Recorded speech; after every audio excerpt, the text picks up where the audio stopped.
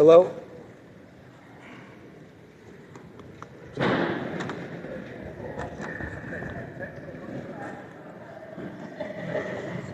Hello, good morning. My name is Walter Chuck, Lincoln County Commissioner. I would like to welcome Senator Merkley and everyone to Newport High School. I'd like everybody to please stand, remove your hats to help say the Pledge of Allegiance.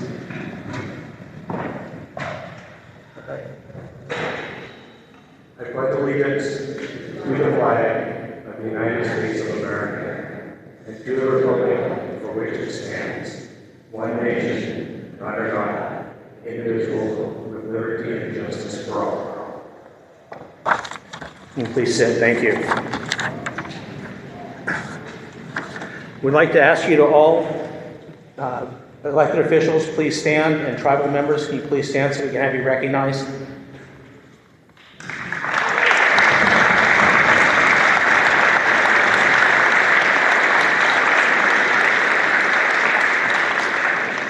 Thank you all for your service. We'd like to ask you to please stick around after the town hall as you'll have local announcements for them. I'd like to please introduce Senator Merkley. Jeff has been called the Roots and Boots Senator because of his deep Oregon roots and his boots on the ground, traveling to meet with Oregonians in every corner of the state. Born in southern Oregon timber town of Myrtle Creek, Jeff has spent his early years in Douglas County, where his father worked as a millwright, the mechanic who keeps the mill and machinery running.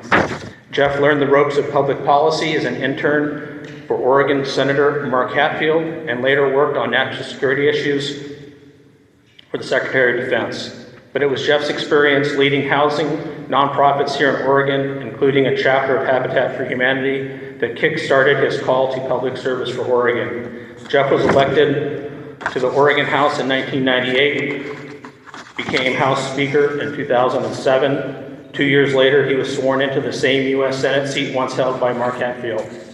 Jeff, as the top Democrat on the Senate Budget Committee and on the Interior Spending Committee, where he brings an Oregon perspective to important spending decisions. That includes securing funding for more than 500 projects across Oregon that communities identified as their top priorities. Those projects include Celeste Valley Fire District's Emergency Operations Center and Emergency Shelter Capability Project, and Oregon Coast Community College's Maritime Welding Workforce and Training Facility in Lincoln County. In the Senate, Jeff is taking on the powerful to deliver for the people, ringing the alarm bells about threats to democracy and fighting for the four foundations families need to survive: healthcare, education, affordable housing, and good paying jobs. Jeff holds a town hall in every Oregon county every year. This is his 9th town hall this year and his 621st town hall overall. And we're happy to have him here today. Please join me in welcoming our Roots and Boots Senator for Oregon, Jeff Merkley.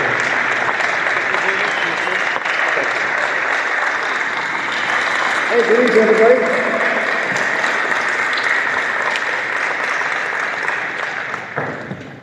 So, thank you for turning out on this beautiful day to spend a little bit of time and deeply engaged in democracy. I did want to start by acknowledging the passing of County Commissioner Claire Hall, who passed on January 4th, and the celebration of her life is being held on January 31st at the Hatfield Marine Center. And I think everyone's invited to join. And you never know how many days we have to be engaged in this experience on planet Earth. And I was very saddened to hear about her passing. But I do like to start town halls by putting a spotlight on a community organization that's doing important work. And it's a joy to invite Tonette Dixon to come on up, president of the Newport Fishermen's Wives.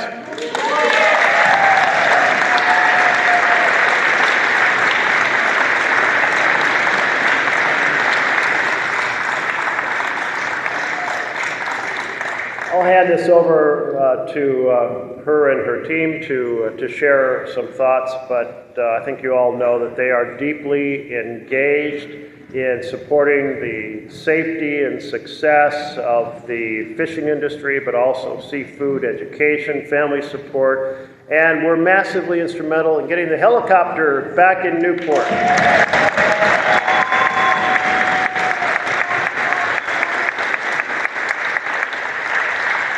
So first of all, I think I need to thank the community. I think that when we were at risk for losing our helicopter permanently, the people that made those decisions didn't know the community that they were dealing with. I think that we are small, but we are mighty. Yeah.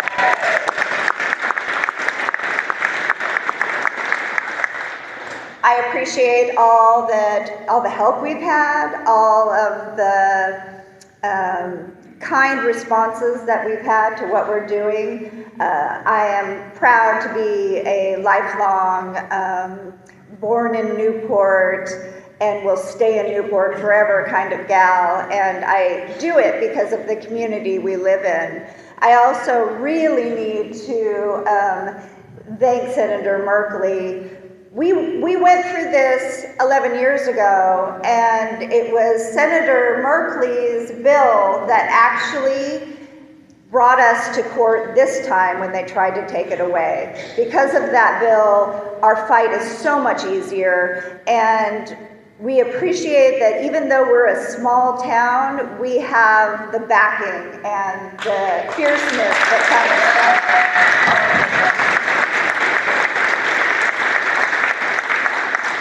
And we also need to thank Lincoln County, because they have also stepped with us and been through this from the very beginning. So yeah, we're really lucky, and we appreciate all of you, and we appreciate Senator Merkley.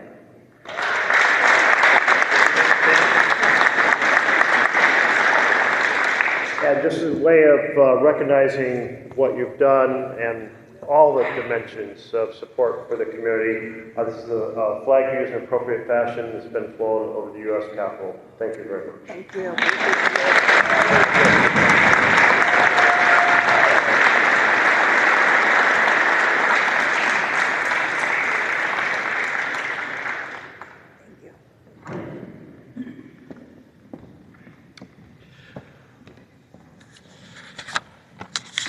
So I passed, hopefully some of you got this little piece of paper on Social Security on the way in. Did anybody get these?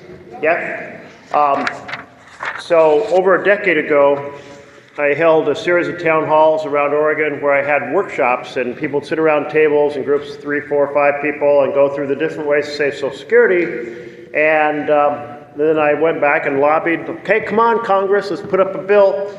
But neither chamber and neither party has put a bill up on the floor of the Senate or House to fix this. Now we're just 7 years out from the trust fund being out of money. I mean, all of us baby boomers, we paid in all those decades. And now, 11,000 more of us a day hit 65 and start retiring, and then at 67 picking up the eligibility for full payment on this Social Security, and the trust fund starts drawing down.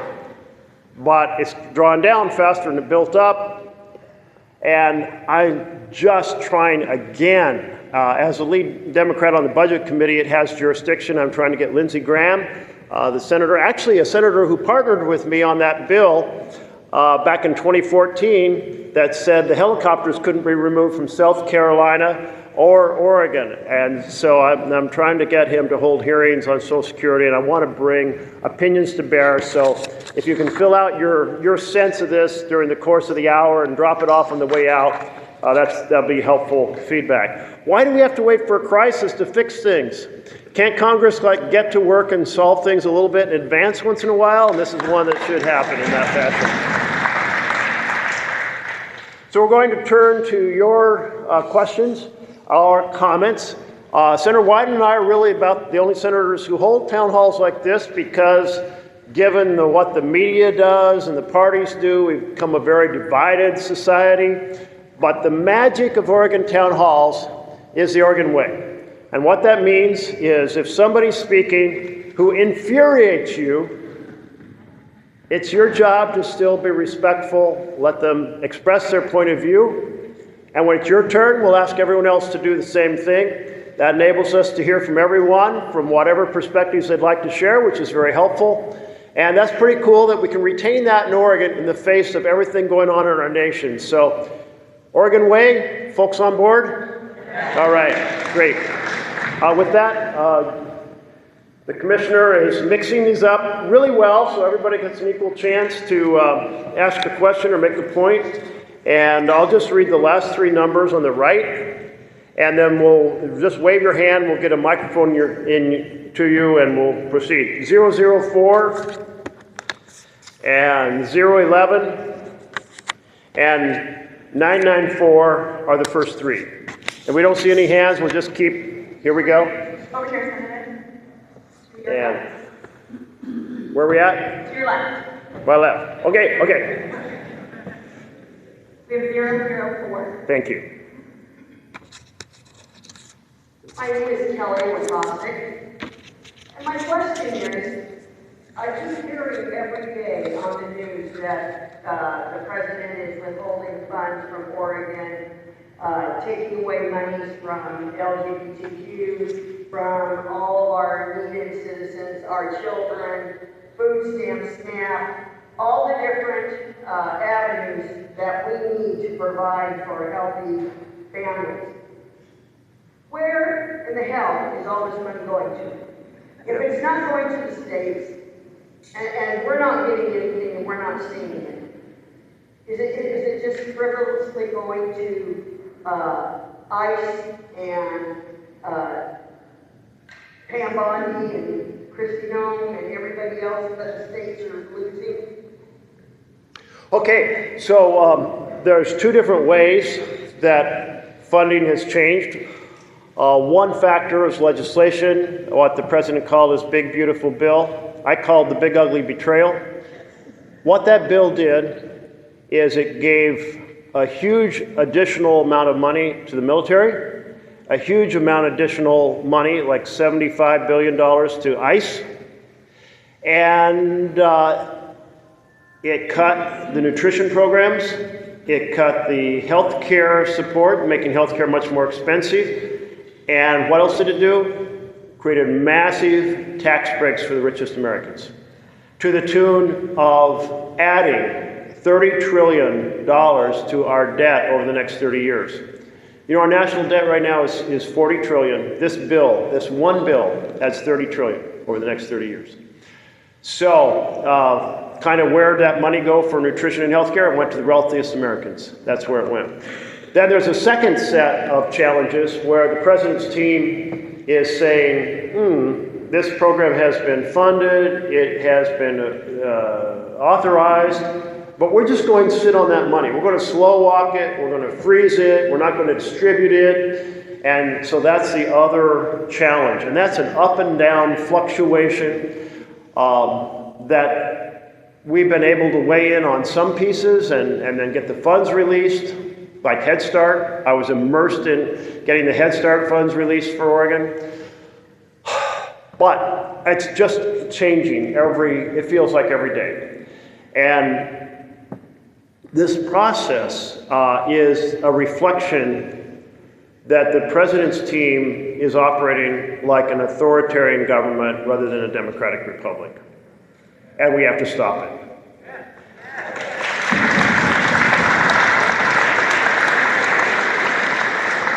But how do we stop it? And that is the challenge.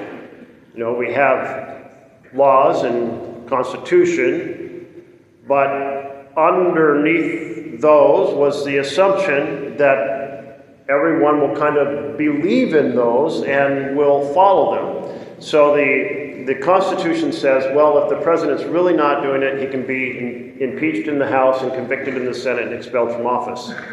Not going to happen because we have the same party in charge of the House and Senate as the president. They're not going to hold an impeachment hearing. The other main check is the ability of the courts.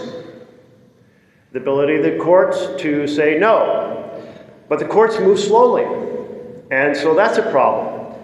And a good example, and when I was meeting with the local elected leaders just before the town hall, I was pointing out that the tariff power is a real example of that. Tariffs are taxes. They've always been done by Congress because the Constitution assigns taxing power to Congress. So they can pass a law, the president can sign it, the president can negotiate something, but it's not real until Congress has. Well, here's President Trump. Oh, I'm putting a tariff on tomorrow, 50% over here and 25% over there, and now I really like this country, so we're going to drop the tariffs. None of that is legal. But the Supreme Court still hasn't weighed in. We're expecting any day now for them to weigh in, that after a year. But the president said, hey, there's this emergency power called IEPA, and it calls for my ability to put sanctions on countries. Sanctions, not tariffs. It was never, the word tariff never appeared when this bill was debated. Sanctions were considered things like access to the banking system or visas or things of that nature, not tariffs. So the challenge we have is that the executive branch is not feel compelled to follow the law or the Constitution. The courts are slow, impeachment's out of range, and that gives us such frustration because shouldn't we be able to do something now? And in my town halls, people keep saying, Jeff Merkley, do more, do something else. And what else can you do? That's the right question, and I don't have a satisfactory answer. I can tell you a couple of things. The first is, I thought, well, this authoritarian strategy, I need to learn more about it. So I read books like On Tyranny and How Democracies Die, and I found out that in the last 30 years, we're not losing democracies because men with guns stormed the Capitol. We're losing democracies because authoritarian presidents with a rubber stamp Congress and a deferential court are destroying democracy from the inside. And that there were kind of 10 strategies that I saw in the case studies around the world. And those 10 strategies, I had this on the way in. If you picked up a copy, you can pick one up on the way out. Anybody have these? Get these? Okay, great. If you turn to the first page, the 10 rules of Trump's authoritarian playbook, it lays out these strategies for destroying the democracy from the inside. And then I wrote up one page about whether these strategies are being used. Every single one of them is being used right now. So one thing I'm trying to do was, one, learn more. Second, once I learned more, I was like, wow, we are in deep trouble. So I went to the floor of the Senate and I delivered the longest speech in U.S. history for anyone over 60.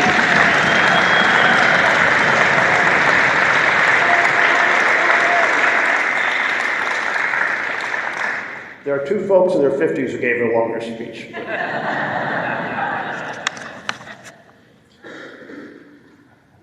There also is in those studies two ways that you can stop the authoritarianism from becoming entrenched. The first is significant citizen protest.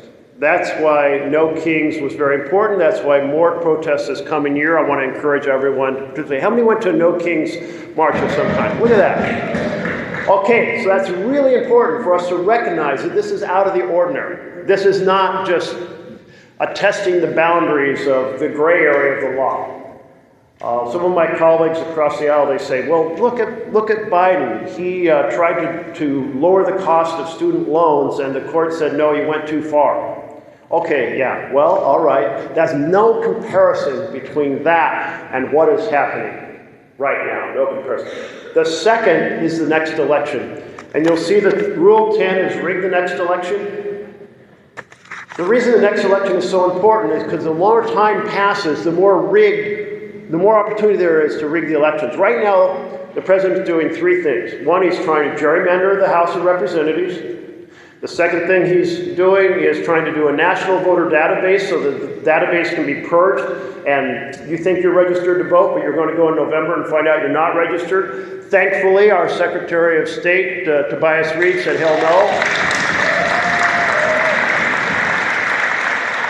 And our Attorney General, Dan Rayfield, took a case, and we won that case just last week.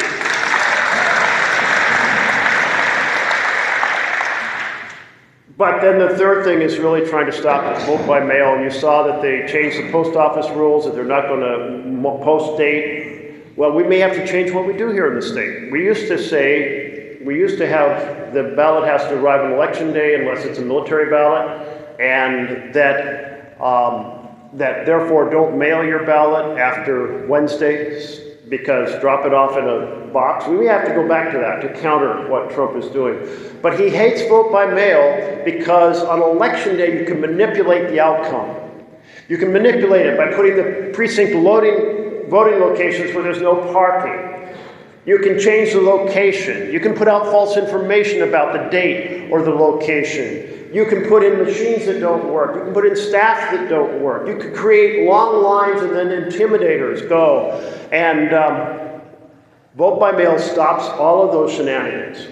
And that's why we need to make vote by mail available to everyone across America to stop the manipulation of our elections.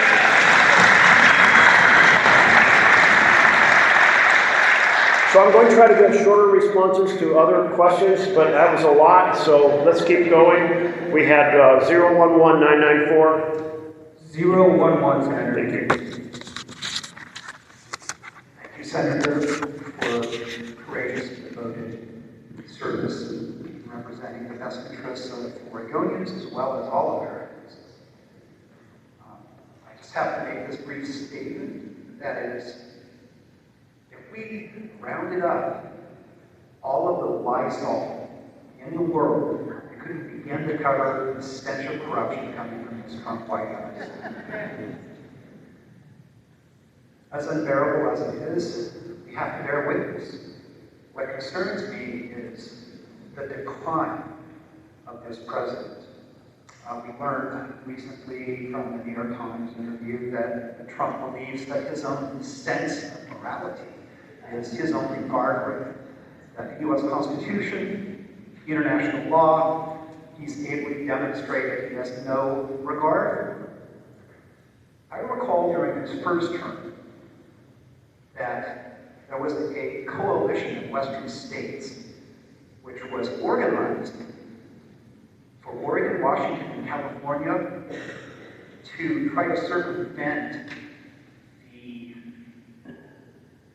gross ineptitude of managing the COVID pandemic and gaining access to personal protective equipment and emergency supplies for our hospitals, where I worked for more than 20 years.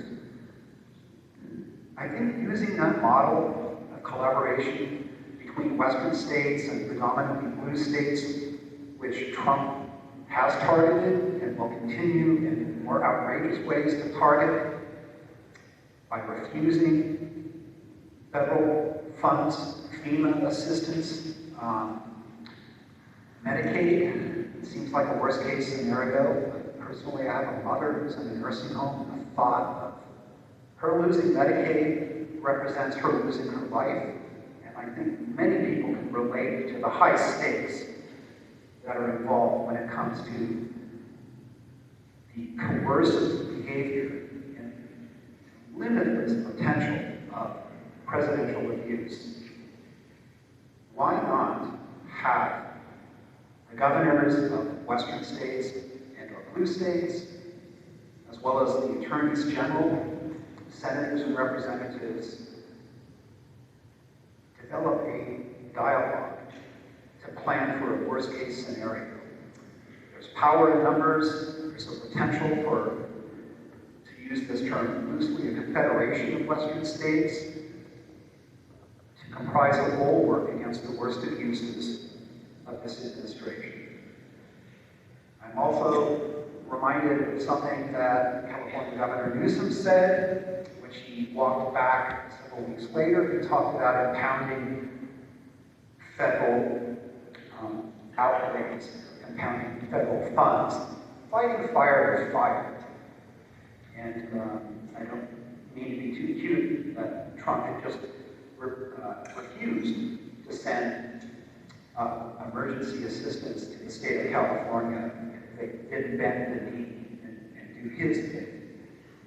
So I'm just wondering what your thoughts about that might be. And again, thinking of a imaginable worst case scenario. Thank you.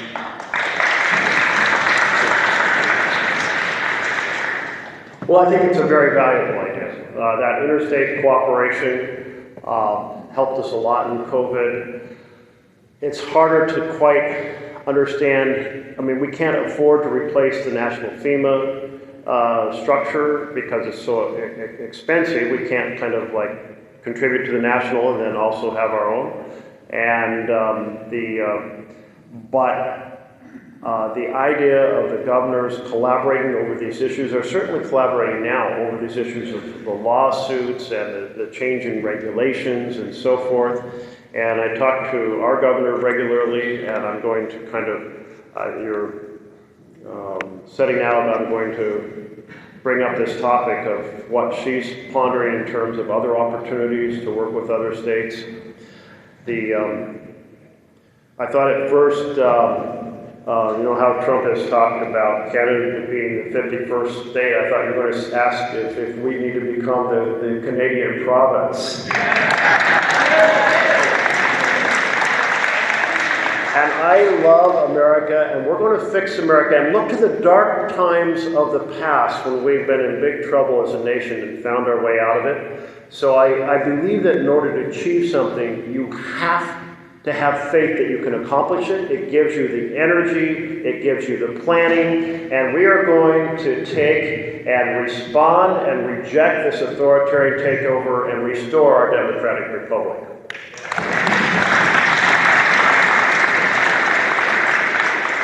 And cooperate with other states is a good strategy along the way. Thank you. So we had 994. Do we have that hand? 994, Senator, over here. So my main question was, which you wanted to be answered, was, is there a contingency plan in place to secure the midterm election? So, secondly, I just wondered if we can get the money back for the renewable energy projects that was taken away. And I heard get the money back for which project? Renewable energy projects? Yeah. The wind farms and so on. So there has been a recent court decision saying that canceling the renewable energy projects in blue states was illegal. So hopefully we want to get that money back. But for the court to decide that and then for the administration to actually act are two different things. We had a 9-0 Supreme Court decision saying that Abrego Garcia's due process rights had been violated when he was shipped off to El Salvador.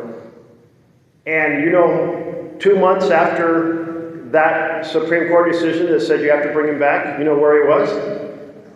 He's in El Salvador. I mean, the Trump administration defied the Supreme Court 9-0 decision for 2 months. And then when he was brought back, they rearrested him on different concocted charges and put him back in jail. In fact, they did it twice more. And he was finally out in December. And by the way, due process, that is the difference between a totalitarian state and freedom. That is, the government cannot grab you off the street and just at their whim lock you up or toss you away. So due process is incredibly, incredibly important. So I do not know when we're going to get those renewable energy grants back. I think it will happen eventually, and we will, as a congressional delegation, be pushing for it to be sooner rather than later. But one of the ways you do that is through oversight hearings, and we've had virtually no oversight hearings. The majority in charge of the House and Senate has not wanted to provide oversight. That's another failing. I mean, rack up the failings of Congress. They've been a rubber stamp on what Trump's been doing. They did not lift a finger to provide response to the stealing the taxing authority. Then the Constitution belongs to Congress. Did not lift a finger to protest the override of due process essential to our freedom. They did not hold one hearing to date over military action in Caribbean, the Eastern Pacific, or the attack on Venezuela. So they basically failed. They get an F minus. Is there a lower grade than an F minus? I don't know. On the responsibilities under the division of power, the checks and balances. So I don't know when we're going to get those funds back. We think we'll get them back, but it may not be any time soon. So we'll keep publicizing and pressing, but we really do need to have a massive rejection of this whole strategy in the next election. So we're going to read the next set of tickets. We have 222, 001, 093, and 008.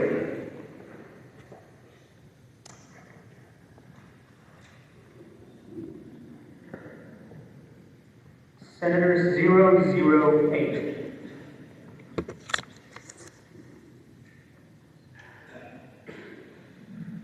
Thank you, and I'd like to thank you for all you've done for us. You're welcome. You're welcome. My question has, sorry. My question has to do with it went right out my head. What happens to the world? We can come right back to you in a second if you'd like. Okay, we'll come right back. Senator, we have 093. Thank you. Appreciate it very much. Just hold that microphone really close. Can you hear me? Okay. My name is Sharon Scarborough. I live here in Newport. Reading Reuters, U.S. Post record, $145 billion December deficit as outlays outpace receipts. So they're gutting us like a fish. And we should understand that because we're a fishing community. But we're being gutted. And the last time we tried to balance the budget, there was a word that came up, sequestration, which cost the providers of Medicare 2%. Their benefits were cut by 2%. They couldn't cut Medicare recipient benefits, but they cut the outlay to providers. That's still in effect.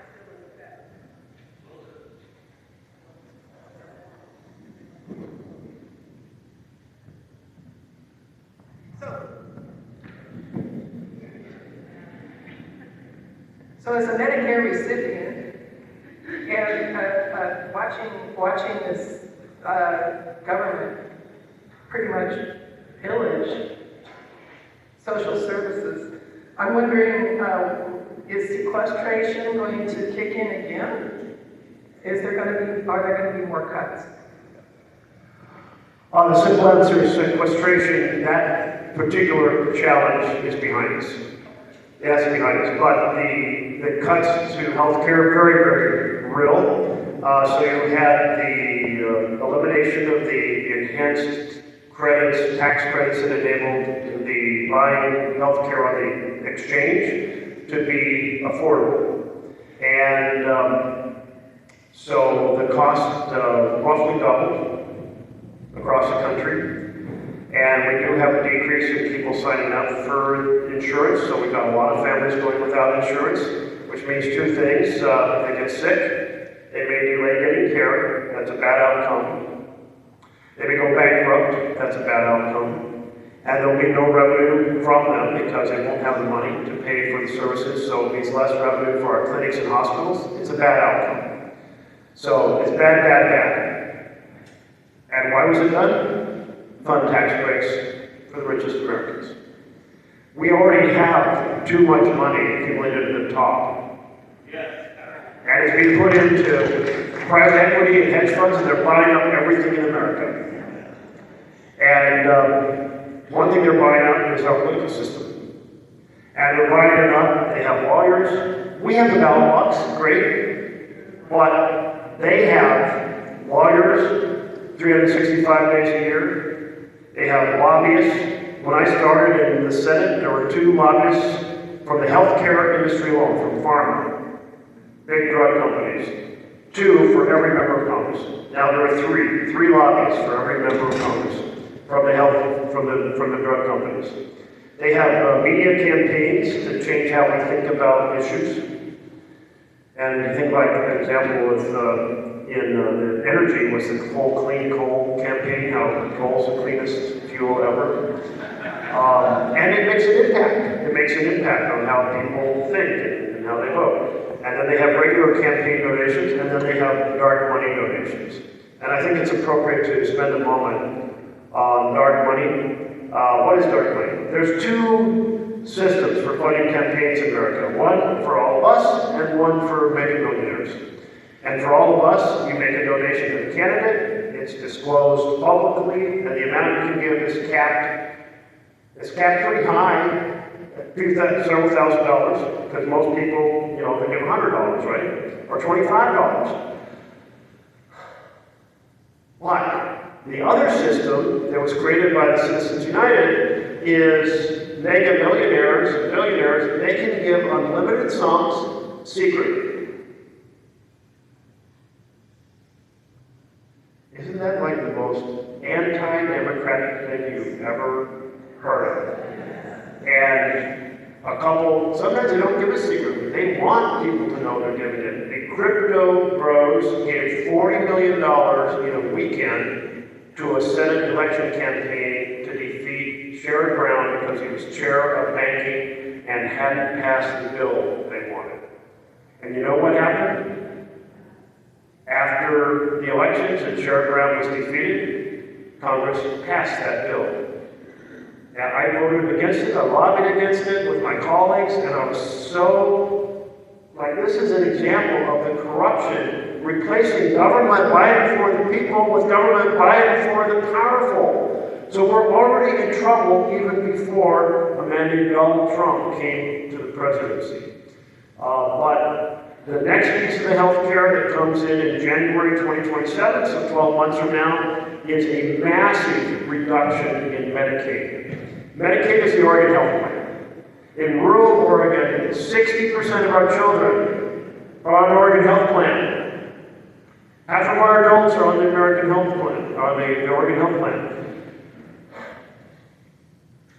That is going to have huge impacts on that lose-lose-lose equation that I described for the exchange, only much bigger impact. And between the other things that we've lost funds on, the governor's team estimates that over the next 5 years, we're losing $15 billion in federal resources and no ability to make that up in Oregon resources. So we got a rough road ahead to navigate together, and hopefully that somewhere along the line, we'll be able to change that direction. We did see the House of Representatives pass 2 weeks ago a 3-year extension of those enhanced credits. A little late to the game. They mostly did it to provide political protection for the November election because the Senate leadership had already said they won't put it up for a vote. But when I go, we're out this coming week and then we're going back. And I'm going to be lobbying for us to try to vote on that 3-year extension. I mean, we've already passed the deadline for signing up for next year, so it's chaos, right? But it'd still be much better and then provide additional opportunity for people to sign up. I just don't think this will succeed in getting the Senate leadership to put the bill up, but we'll try. And so we'll keep trying. And then, if America changes the composition of Congress this coming November, you're going to see a whole set of different things being passed into law in January of next year.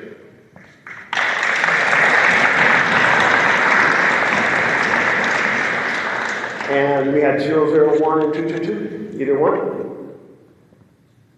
Senator, we have 008. Was that one of them? There was a question we came back to. Were you asking if we have ticket 008?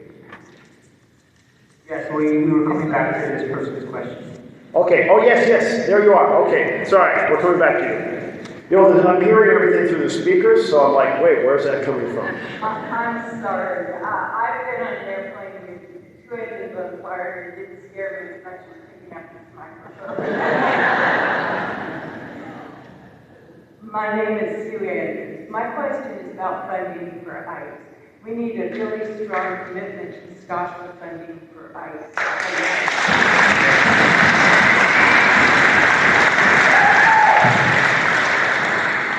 I'd like to give you all some good news on this, I really would. By the big ugly bill, they gave $75 million to ICE. They've already been funded by law. So we would need a bill taking that funds away. So how about that? So now we need a Congress that will pass that law. That's a good idea too. We just don't have it right now. There's signs of resistance to the additional funding that would come through the normal process. The House separated the Department of Homeland Security bill from the other funding bills that they were considering last week. But that doesn't give me a lot of optimism. For one, that Department of Homeland Security bill has in it other important things like FEMA. And I have a feeling they're going to weld that DHS bill back with other funding bills like Health and Human Services. So I don't know that we'll have a chance to really try to remove some ICE funding. And it has been done on the House side because they do it first, and then they send it to the Senate, and then they go home. It's either a government shutdown or it's passed a spending bill. Anyway, so there's a whole. We're going to be immersed in this question you've raised, and there's at least a flicker of hope for what happened with separating DHS out from the other bills. But keep in mind that if nothing happens, they got that $75 million a few months ago, and so they're offering $70,000 signing bonuses. They are putting people in the streets who are not trained. How many people saw Renee Good's video? Almost everybody. Did you watch that video and then partway through you went, oh my God. I mean, stunning, shocking. One of our senators who's very engaged in protocols because he was a part of a military team that would have to detain people. And he said, in that video you see a bunch of mistakes. You do not step in front of a car. You do not give conflicting information to the driver from multiple sources. You do not hold a gun in one hand and a camera in the other hand. You do not shoot at a slow-moving vehicle. Yes, and shot. I mean, everything about that was showed either lack of respect for the principles of training or lack of training. And when you hear that Trump's head, Kristi Noem, she's saying like press the boundaries, be aggressive, go after that's the attitude that was reflected. And the day after, 2 federal agents shot 2 individuals in Portland, Oregon, just blocks from my house in the very east edge, blue-collar community, at a Adventist hospital. You haven't seen any video of that because it didn't happen when there were bystanders. And there may well be video from the hospital, but if there is, the federal agents are not letting go of it and showing it to us. But immediately, within an hour or 2, Kristi Noem was like, the driver weaponized the vehicle, was attacking our officers. She has lied to us so many times.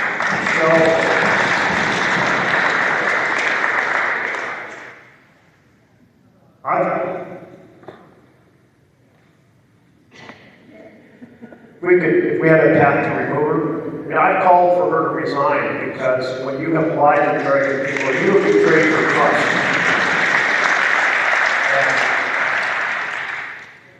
Now we have, no ability. People were asking me, well, is she going to step down because she's betrayed her responsibilities so dramatically? No, she's not. Let's turn to 001 and 222. Do we have either one? If not, we will go with the next group, 995, 028, and 220.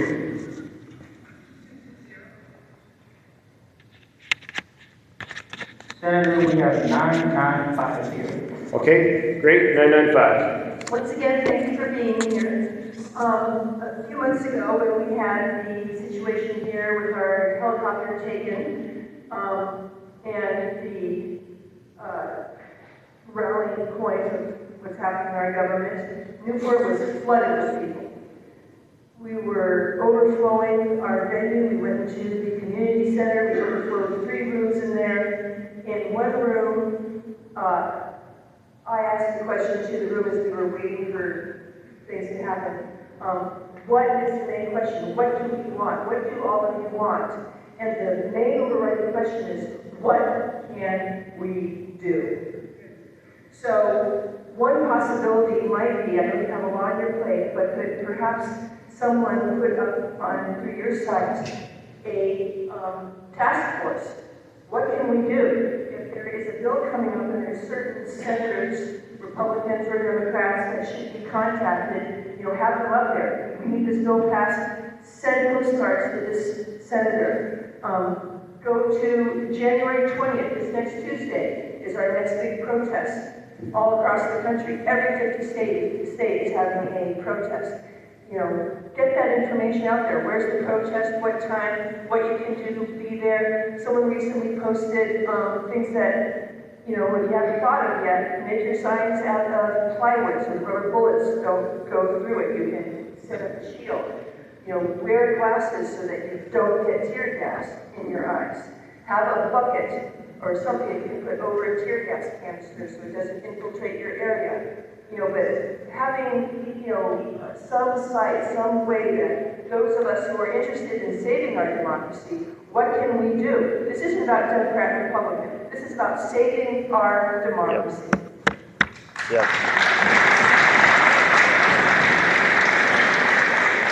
Thank you. I think that those points are very well received, and they're kind of an elaboration of how important citizen protest is if we're going to save our republic. And we do have elections less than 10 months from now. And so much is happening. I do want to compliment the folks, particularly in Portland, because in the face of massive provocation, they refused to take the bait and get into a conflict with the officers. President Trump wanted a riot, and instead he got protests of joy and whimsy that completely flummoxed him.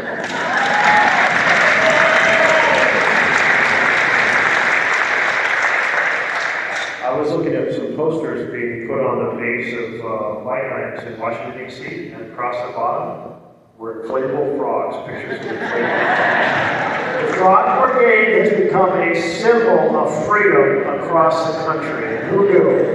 And you know where it really started? It was with that video of an ICE agent walking up and spraying pepper spray in the intake of that inflatable frog suit. And people going, are you kidding me? I mean, just a deliberate provocation. And there was something that happened in the Portland demonstrations that I've never heard about in America. So the agents came out to clear the driveway into the ICE facility, which they have every right and responsibility to do. But they got instructions to move the crowd back, not 25 feet, but 300 yards, 3 football fields. 3 blocks. So the crowd moved back 3 blocks with no altercations. And then the agents spread out, one next to the other, across the street. And then right behind them, they had videographers, professional videographers. And then, upon command, they threw down flashbangs. Now, if you've ever been near a flashbang, it sounds like gunfire going off. There's a bang, bang, bang, bang, bang, bang, and all these lights flashing at night, and they simultaneously threw down tear gas, which makes everybody run, and they had the videographers videoing the whole thing to create a fake riot that they could take to the courts and say, see, there's riots in Portland, we can authorize and federalize the National Guard to come and suppress these riots. Faking riots like that? Are you kidding? Oregon Public Broadcasting gave a detailed description. They were there they observed the whole thing. Otherwise, we wouldn't know that those videotapes were faked in that fashion. And when the administration went to the judge, the district judge, about trying to nationalize the Oregon Federal National Guard and allow in the California and Texas National Guard that had already been federalized, the judge reviewed all the evidence and said, your case is, quote, untethered to the facts. So thank you for a district judge who can honestly look at it and call it out. I mean, that's to have a team, a federal team, present a case and have a judge say everything you said was untethered to the facts. That is the most poetic version of everything you said is bullshit that I ever heard.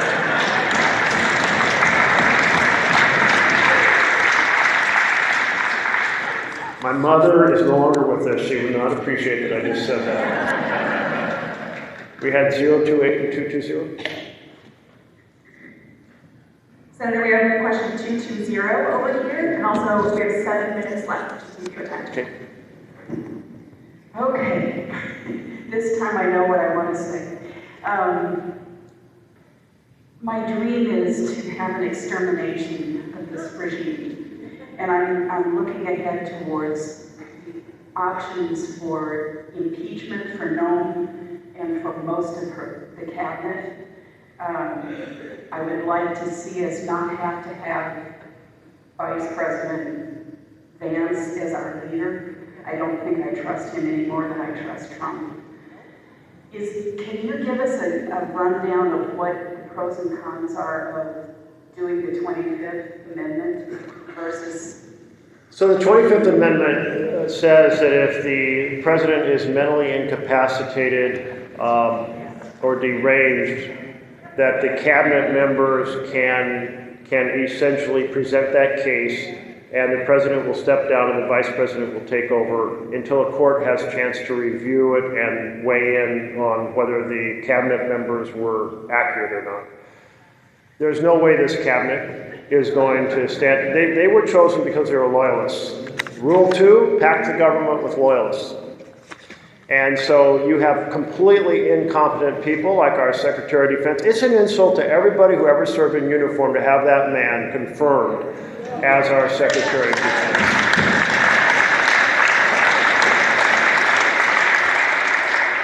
But he's there, and he's loyal, and he's not going to use the 25th Amendment. So that's out of reach.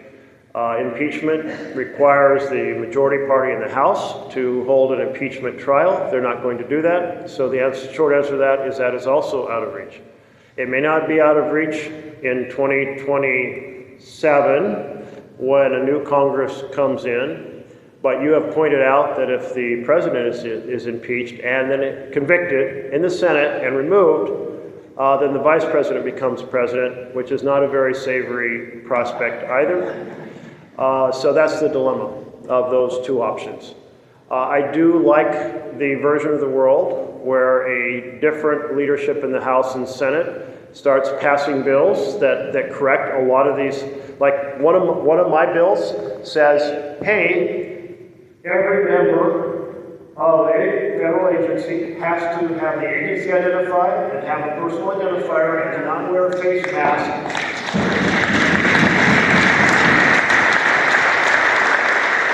Another bill that I'm tracking, within a certain number of hours, any person detained has to have the ability to have a phone call to family and a phone call to the lawyer. They don't think that's automatic. It's not happening.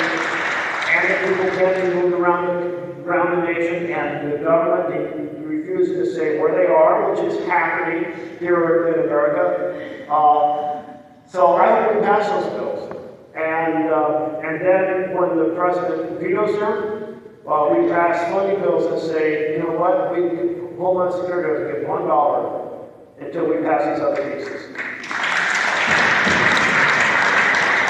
So We have tools, but the tools immediately available are not, we really don't have an impeachment or a 25th Amendment tool available at this point. So we're running out of time. So this will be the last question. Let's see, I don't think I've read this number yet. I did want to ask, are there any high school students here who wanted to ask a question? If anyone's been hoping, I'll just check and see. Went to high school here. There we go. And if your number is 028, we can have you do that. I guess this will be the last question, and then I'll wrap this up and turn it back to our commissioner. 028, do we have that? Senator 028. Okay. This is so terrifying. I want to express my gratitude and the pride I feel towards being able to say that you are my senator.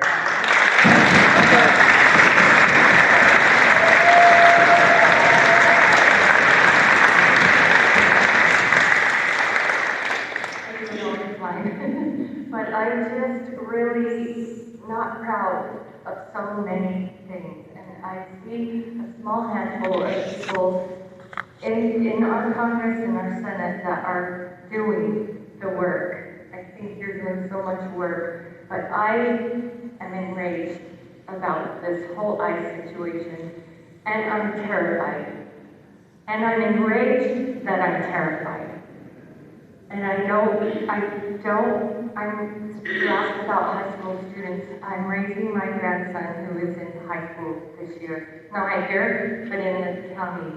And I'm trying to do everything I can.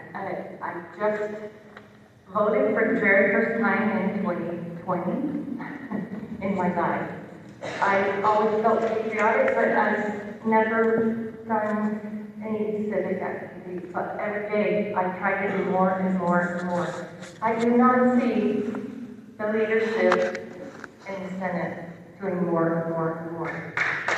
Things are insane and fast, and I want to know what can be done or how we can pressure. I would like our leadership to step down and make room for someone who will get out there and fight.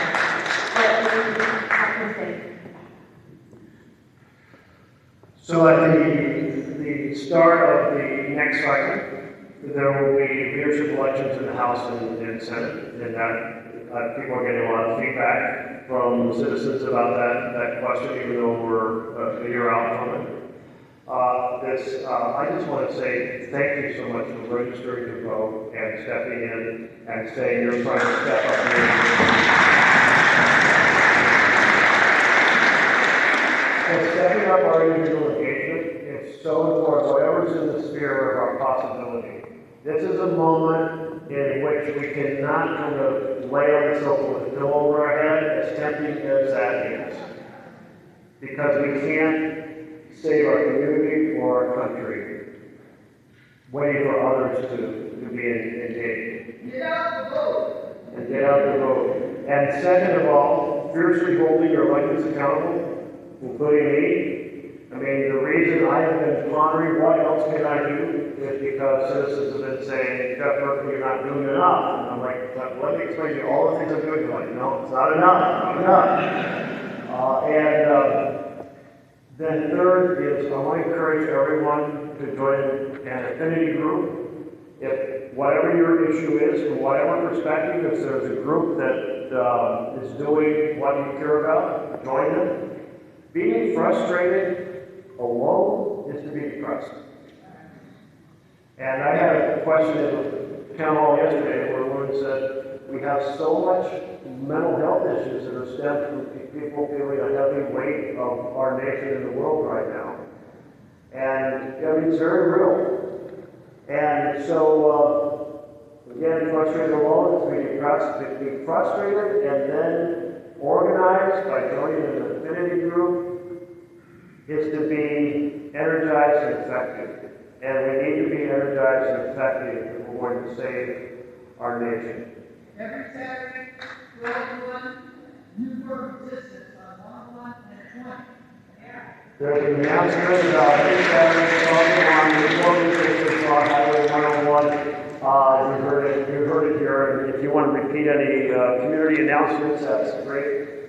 I'm going to just change gears here in the last few minutes, because I think related to the sense of burn we're feeling, it's important to take little vacations to recharge our souls. And so I put together a booklet of cool places to go in every county in Oregon. These are all public places. I'm not allowed to put anything in that's commercial.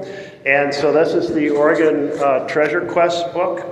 And if you page through this, I had them on the way in. You can grab them on the way out. You think you have a copy of these? A few of them? You get them on the way out. If you page through all these pretty pictures, you're going to go, oh, wow, I didn't know about that. I didn't know about that. Oh, should we try out that hot spring in the middle of nowhere? Cool. Take a break with your children, your partners, your family, your friends, because despite how troubling everything can be all over the world in our country, we still live in the coolest piece of paradise that we found on the planet.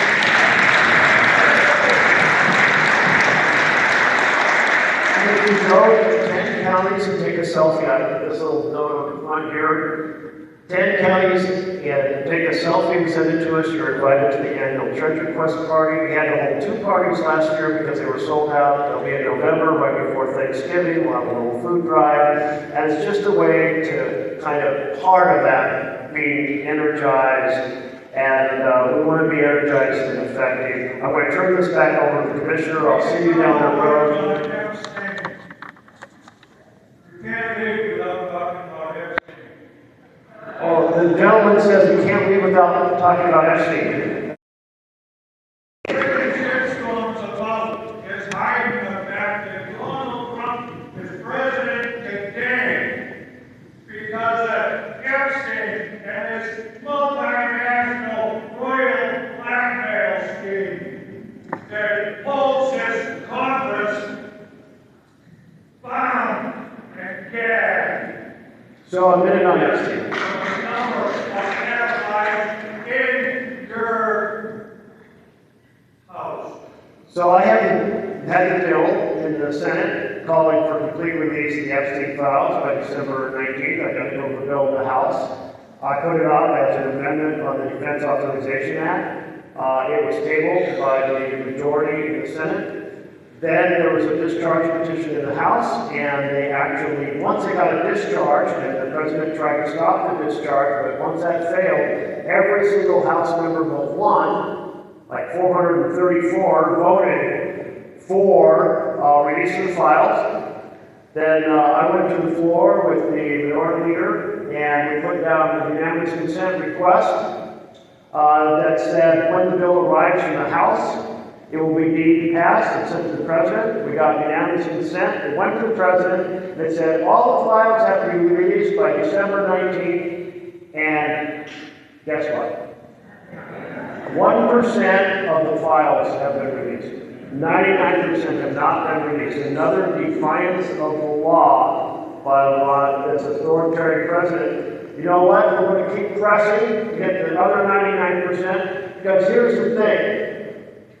We should never tolerate a situation where a group of powerful mega men, like mega rich men, think they can groom, they can abuse, and they can rape young women and get away with it. And we want to get transparency, get effectiveness, and there's another set of files in the Treasury Department, separate files, that President Biden, who's promoted, Senator Biden is leading the effort. There's $1.5 billion in suspicious activity reports associated with Epstein. You got the amount of money, you got the date, you got where the money went. That is a treasure trove for any investigation. Let's also pass the Epstein Files 2.0 bill, and every person accountable for abusing, let's lock them up.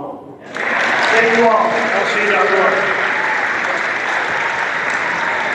A round of applause for Senator Merkley and his staff. Thank you for coming to Newport.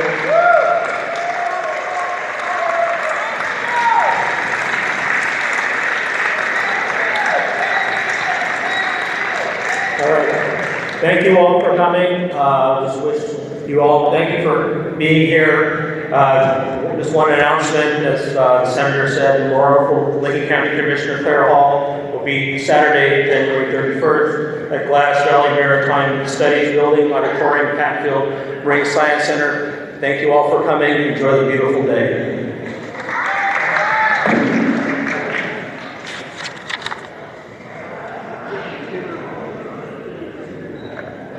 Thank you. Well, there you have it, folks. That was a very invested town hall from everyone here. Everyone was happy to be here, it seemed like. Oh, sorry, ma'am. Everyone was real happy to be here. It seemed like there was a lot of encouragement for the senator and the things that he is doing. Let's walk around and see if we can get some thoughts from the people here before they all get out of here.